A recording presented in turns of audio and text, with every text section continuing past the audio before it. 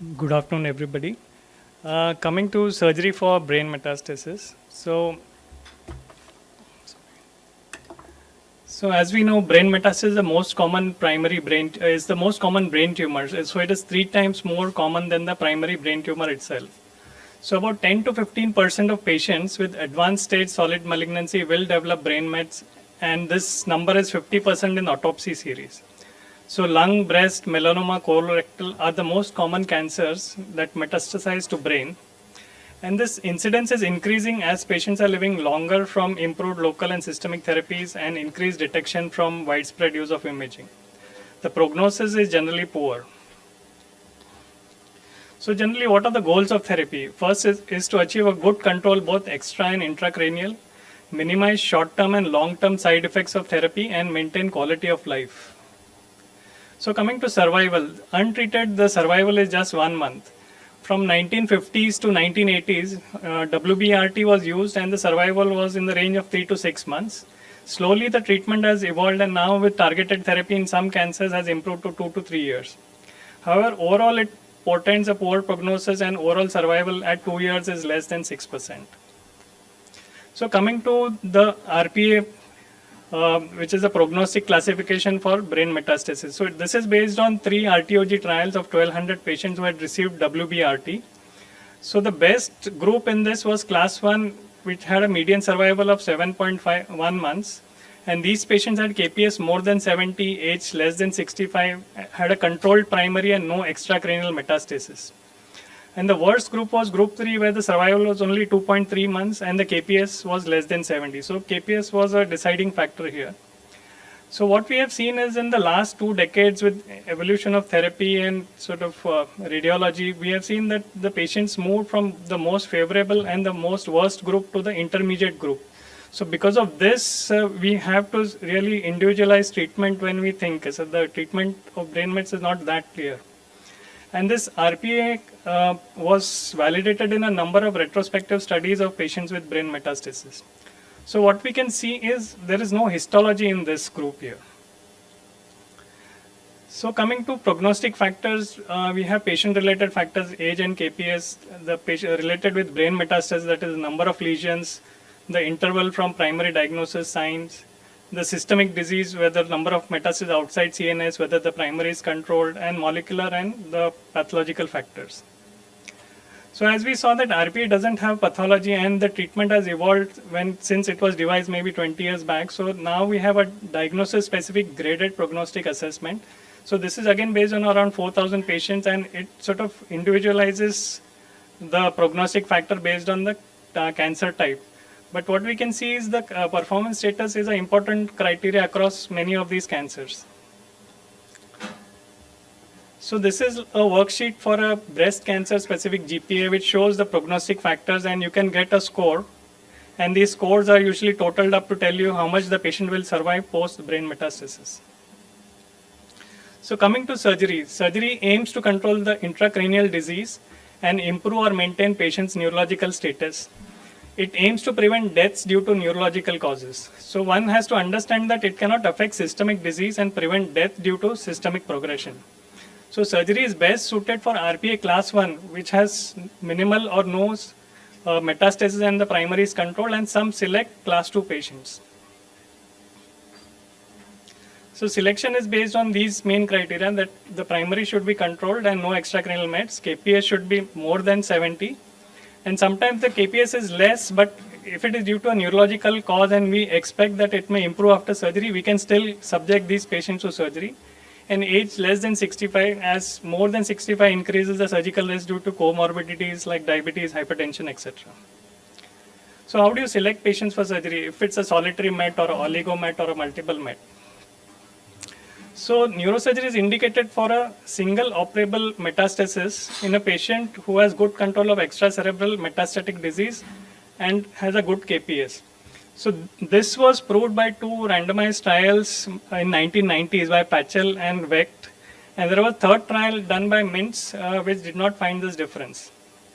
So coming to the trials itself, Pachel et al., the patients were with solitary brain metastasis were divided into surgery plus whole brain RT versus biopsy plus whole brain RT. and they were stratified for location, extent of disease, primary tumor. So the surgical arm had lesser recurrence, increased survival, 9.2 versus 3.5 months, and this was significant.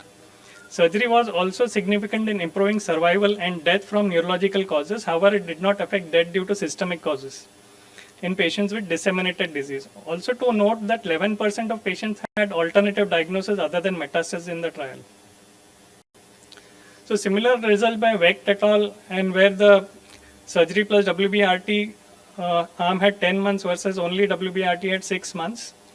And whenever there was active extracranial disease, the median survival was 5 months irrespective of the treatment. And there was a third trial which did not find a significant difference between the survival in surgical and non-surgical groups.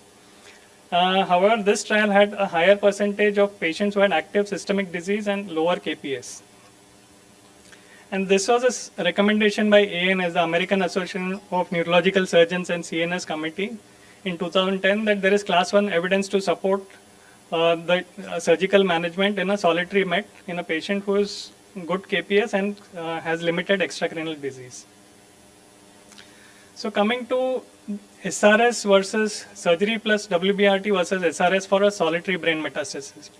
Again, this panel looked at 2 RCTs which had happened till then and retrospective cohort studies. So there was no level 1 evidence to support one over the other.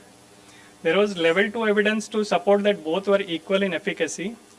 And there was level 3 evidence that SRS can be an alternative to surgery plus WBRT provided there is ready availability of resources to detect recurrence and salvage therapy. So coming to surgery for more than one MET. So generally it is assumed that they may have more systemic disease and hence shorter survival. Generally surgery is not indicated. However, there are few studies which have shown, especially Bindal et al., which is a case control study, that complete resection of 2 to 3 METs had better survival than incompletely resected METs and equivalent to resection of single MET. And similar results by Peck et al. And Iwadate. Iwadate suggested that even surgical reduction of tumor volume, which is approximately larger than 2 centimeters, improves the efficacy of adjuvant radiation and contributes to survival, even in patients with multiple brain mets. However, this evidence is not robust. And now coming to surgery for recurrent metastasis. So Bindal et al. In a series of 48 patients showed that resurgery in a select group of patients can improve quality of life and survival. So in his series, from the first surgery to the recurrence was 6.7 months, and after the second surgery was done, the survival was approximately 11.5 months. But these were in class 1 RPA patients, a good category of patients. Similar results were published by Arbit et al. In non-small cell lung carcinoma. However, what we should remember is surgery is very difficult due to previous therapies because of adhesions and you can't map the cortex properly, and hence a proper case selection is necessary. So coming to surgery for previously irradiated brain mets or recurrence after SRS. So what we should remember is when a patient receives radiation in any form, there is chances that you may confuse the increase in enhancement with either recurrence or radiation necrosis as enumerated by the previous speaker. So we should be careful about that. We should not jump into sort of operating these patients. Maybe a follow-up is required, and once we are sure that it is metastasis, then maybe we can sort of go in for surgery if required. So whenever there is sort of in patients who have undergone surgery after SRS failure by Vessil et al. Showed that the median OS was 11.1 month with 25% patients surviving more than 2 years. However, again, these were in good RPA patients, class 1 and 2, and additional brain mets were treated with aggressive local therapy in this cohort. And similarly, in a small retrospective study, shorter interval between SRS and the next surgery was associated with better local control. It acted like a neoadjuvant SRS basically in these cases. So coming to leptomeningeal disease. So there is no role for surgery in leptomeningeal disease. However, an Ommaya reservoir, which is a ventricular access device, can be placed for a less painful CSF access to give chemotherapy or to sample CSF. Also, R-block resection of brain mets reduces the risk of leptomeningeal disease. So coming to the surgical techniques. So generally what we is found is that 46% of resected tumors will recur locally. So R-block resection, which is a surgical technique in which the tumor is you go around the tumor and you get the tumor out in toto is favored over piecemeal resection, as it lowers the risk of local recurrence due to spillage and leptomeningeal spread, especially in posterior fossa tumors. So even after GTR, there are some microscopic tumors which may be left. So you et al. Advocated removal of even 5 mm of normal parenchyma beyond the tumor to decrease local recurrence. I will not go into the surgical details, but we have an array of planning devices like functional MRI, DTI. We have microneurosurgical techniques, neuromonitoring, stereotactic localization, biopsy, which are available for surgical planning and resection. So coming to complications, you can have worsening of the neurological deficit, you can have infection, seizure. The general morbidity rates quoted are 3.9 to 6%, and the mortality rate is 0.7 to 1.9%. So in summary, the three main factors which we should see when we are offering surgery is good performance status, controlled systemic disease, and solitary brain metastasis. The other factors which we consider is a non-eloquent location, so that the risk of neurological deficit is less. Symptomatic patient, generally we prefer to operate on a symptomatic patient. The size of the tumor is usually large. A radio-resistant tumor is usually operated many times. And if there is availability of alternative therapies also we should take into consideration. And of course the patient's and the family's preference. And it is not indicated in poor performance status, uncontrolled systemic disease, and multiple brain metastasis. So these are just small examples. One is if we have a patient with good performance status and controlled primary, so a solitary brain met which is symptomatic with mass effect and in non-eloquent area will be operated. A solitary lesion with unclear diagnosis will be operated, or a metastasis from relatively radio-resistant tumor will be operated. So this is just enumerating a case of CA ovary who underwent surgery and chemo, and DFI was 1 year. Presented with headache, vomiting, ataxia. So on imaging there was a large parietal met, but there were few sub-centimeter specks which we were not sure. So, but there were no mets elsewhere. So this patient underwent surgery followed by radiotherapy. So this was a large dominant met with few sub-centimeter mets, which again we subjected to surgery. So clinical scenarios where surgery is not preferred. Generally, if patient has good PS, controlled primary, but a small and inaccessible tumor, or if the tumor is located in an eloquent area, brainstem, motor or speech cortex. So the options here may be SRS for tumors less than 3 centimeters, but there is no head-to-head comparison between surgery and SRS. So this is again showing a case of CA breast with a tumor sitting on the motor cortex. It's a small tumor about 1 centimeter. So ideally, treatment should not be operated because of the risk of neurological deficit. So maybe a better candidate for SRS, because the results are quite variable when you operate in the eloquent area. This is where surgery is not indicated at all. A poor performance status, uncontrolled primary, multiple brain mets is not an indication for surgery. A special scenario is tumors with driver mutations. So solitary lesions in driver mutation tumors, we can proceed with systemic therapy if there is no mass effect or symptoms. The patient on TKI sometimes present with intracranial tumors which are growing because CNS serves as a sanctuary site. So these patients can be subjected to second line therapy or surgery. Rarely biopsy is used to plan therapy, as many times the primary and the intracranial tumor may differ in their gene expression. So just an example that this was a 66-year-old female ALK positive metastatic adenocarcinoma, was started on crizotinib, partial response for a year, then patient developed progressive disease in lung and solitary brain met. However, the patient was unaffording for second line therapy, so the treatment was RT to the lung and excision of brain mets followed by radiotherapy. And sometimes you may have an alternative diagnosis. So this was a case of advanced carcinoma of the pyriform fossa, who was given neoadjuvant chemotherapy, and the patient presented with irritability and hemiparesis. So the MRI showed this big lesion, and the diagnosis was either a cystic met or an abscess. And we operated, and the histopath was an abscess. And the last case is a sort of palliation. So if the patient is in poor performance status, so you can place shunts if required, or reservoirs for leptomeningeal disease, debulking of asymptomatic metastasis. So usually this would be done in patients who you expect a minimum survival of at least 3 months, because convalescence from surgery will itself take about 8 to 10 weeks. So it may not be wise to do if the patient is expecting lesser survival. Okay, thank you.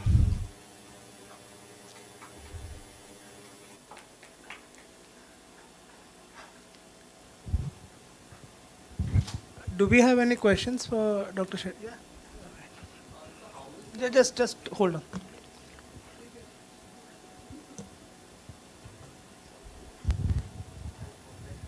Thanks. Good afternoon, sir. So, how is the neurological recovery after surgery? So, does it depend? See, surgery per se means if it's in a non-eloquent area, so generally all our patients would get discharged by the 5th or the 7th day. So that is the norm. But if you operate some patient in a sort of eloquent area close to the motor cortex, so then if the patient develops a neurological deficit, the sort of time to sort of recover may be more, maybe 2 weeks, or if the patient develops infection. So these are complications which may sort of increase your admission time, so it may prolong beyond 2 or 3 weeks that time. And sometimes the deficits may not recover if you have not used monitoring or if you are not stopped in time. So these patients will have a permanent neurological deficit affecting KPS and may not be fit for further therapy also. Like what I meant is, suppose there's a patient who has a metastasis in the motor cortex, a solitary met, and we operate it. So what is the chance? Like, does it depend on the size of the tumor of the met? It is very unpredictable. Generally, we work up the patient. We do a functional MRI and a DTI just to know where the motor cortex is. But I think the main the function is detected on the table using neuromonitoring. So the MRI may show you something, but once you sort of do neuromonitoring on the table, stimulate that area, you come to know the functions. So in last 3 months, we have operated 3 patients close to the motor area with different results basically. In one patient, we were able to get out the tumor without any issues. In the second case of CA breast, she developed weakness and we had to stop the surgery halfway, leaving some tumor. And third case of CA ovary, similar area, but it was a cystic met, so we were only able to decompress some part, but she was neurologically intact, but the posterior part of the tumor was left behind. So the results are not predictable. You may be sometimes able to remove completely, or the patient may land up with neurodeficit. So that patient has to be ready for basically when he opts for surgery. Oh, thank you so much. Hi, sir. So the question was regarding 3 points, sir. So if you say the size of the tumor is large, so as you already mentioned, if it is less than 3 centimeter, you said SRS should be considered. So that is clear. So regarding multiples, sir, so what do you mean by multiple? More than 1 or 1 to 3 or greater than 3? Is there anything such thing like that? For surgery per se means the clear evidence is for single metastasis. So anything 2 to 3 have been operated in few case series and they have shown that the results are equivalent to a single met if you remove all of them in a single sitting. But more than 3 is difficult for surgery per se. So there has been conflicting evidence for 2 to 3 mets. You can still operate if they are relatively close by, you can get them out in a single craniotomy, then it is almost equivalent to operating a single met. But beyond that is difficult. And so what do you mean with symptomatic, sir? If so, even after the conservative management, if the patient is not the symptoms are not relieved, then we should call it as a symptomatic brain met? Symptomatic is usually means if sometimes you do a screening MRI, just a follow-up MRI, and you pick up some small met which is like half a centimeter, patient has no symptoms in a non-eloquent area. So that patient is an asymptomatic patient which is picked on routine screening. But if patient presents with some hemiparesis or seizure, that is a symptomatic patient. So that if the patient is showing a met, in that case, it's a symptomatic met basically.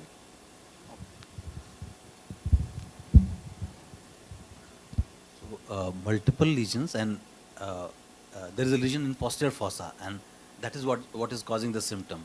Any role of, and then you have some good systemic therapy.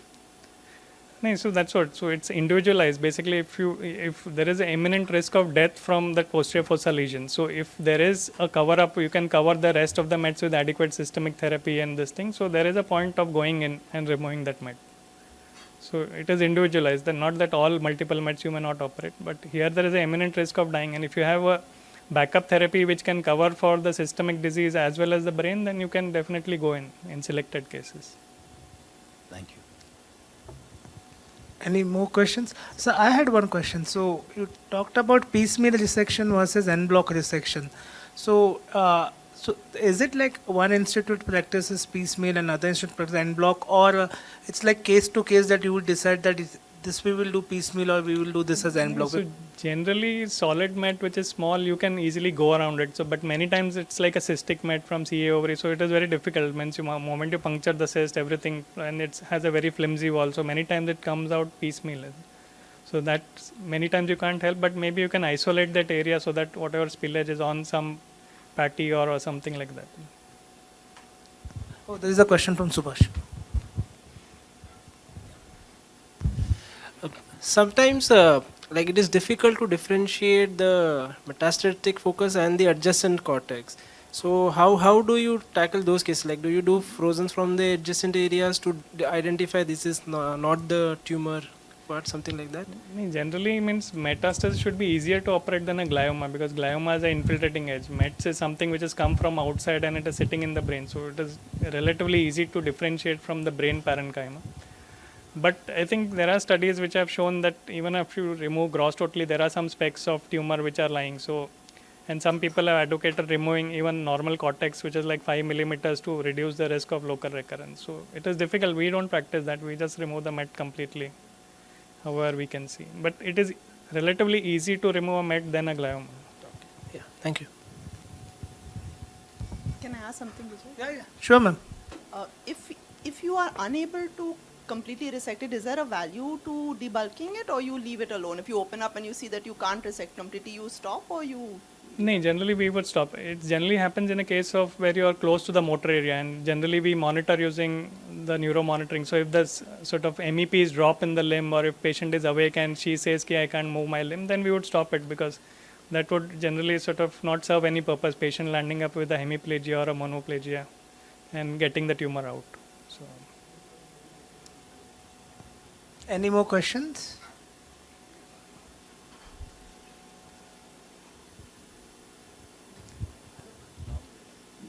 So this, what about like before we send in patients for surgery to you, we give steroids. What about mannitol? Is it indicated, not indicated? There's a little bit of confusion.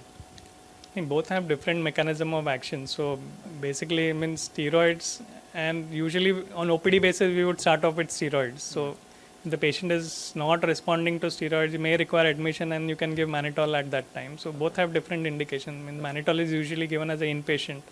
This thing, steroids, you may still start on OPD basis and look for improvement. So if patient is still not improving, or if GCS is getting bad, you admit and start mannitol or 3% NS as required. So we can give mannitol. That's We not can an give issue. mannitol. There's no Okay. issue. Any more questions? Anyone? Thank you, sir. That was an excellent Thank you. Thank lecture. you very much.